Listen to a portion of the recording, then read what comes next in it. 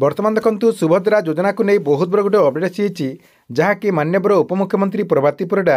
सुभद्रा योजनार जो चतुर्थ पर्यायर टंका मिल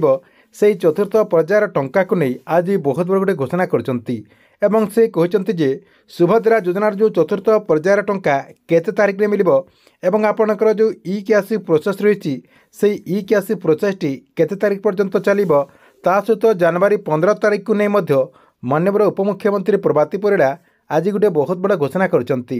तेबे माननीय उपमुख्यमंत्री प्रभाती परिडा जनवरी 15 तारीख को नहीं कौन घोषणा करछंती एवं ए नहीं कौन अपडेट होईची जहाँकि आपने यही वीडियो माध्यम रे पूरा डिटेल जानीपारे जहाँकि आपण को मुझे वीडियो माध्यम रे ए नहीं पूरा डिटेल जनइबी से वीडियोटी को शेष पर्यंत देखंतु। ता पूर्व वीडियो को गोटे लाइक कर दिंतु एवं जो मैंने चैनल को नुआ आसथिबे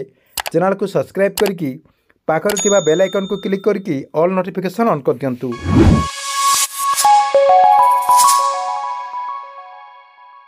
तेबे माननीय उपमुख्यमंत्री प्रभाती परिडा सुभद्रा योजना को नहीं आज कौन घोषणा करछंती देखंतु।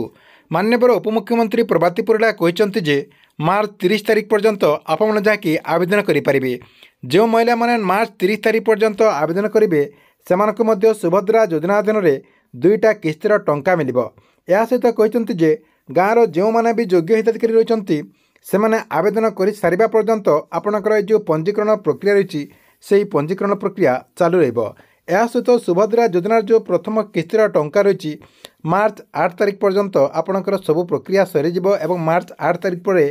सुभद्रा योजनार जो 2 नंबर किस्तिर टंका रही से 2 नंबर किस्तिर टंका दिज्व बोली माननीय उपमुख्यमंत्री प्रभाती परिडा आज सूचना देते। या सहित देखते माननीय उपमुख्यमंत्री प्रभाती परिडा सुभद्रा योजनार जो आपणकर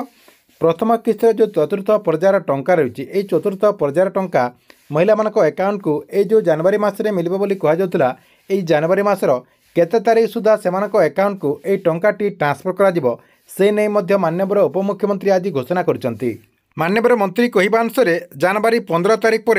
सुभद्रा योजनार जो प्रथम किस्तिर चतुर्थ पर्यायर टंका रही से चतुर्थ पर्यायर टंका दिज्व। आपण समस्ते जानते जे सुभद्रा योजनार आपणकर जो सर्वे काम थिला आपणकर ई क्यासी जार जो आपणकर त्रुटि रही से त्रुटि को समाधान करने आपणकर जो सर्वे काम थिला से सर्वे कामटी को डिसेम्बर 30 तारीख भितर सारी देवाई माननीय उपमुख्यमंत्री प्रभाती परिडा जो कहते एवं किंतु माननीय उपमुख्यमंत्री आउ गोटे घोषणा करछंती जो मानकर ए पर्यंत सर्वे काम सरी नहीं ता सहित जो मैंने ए पर्यंत ई क्यासी प्रोसेसटी को कंप्लीट करना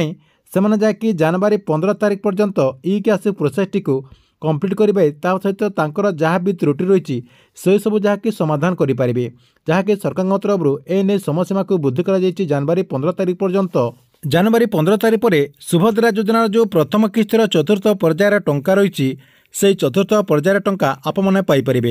ठीक अच्छे ये आपण सुभद्रा योजना को नहीं गोटे बहुत बड़ा अपडेट। आपण को वीडियो केमती लगला कमेंट बॉक्स रे निश्चय गोटे कमेंट करेंगे एवं गवर्नमेंट जेकोसी नुआ योजनार अपडेट आप सर्वप्रथम देखा चाहते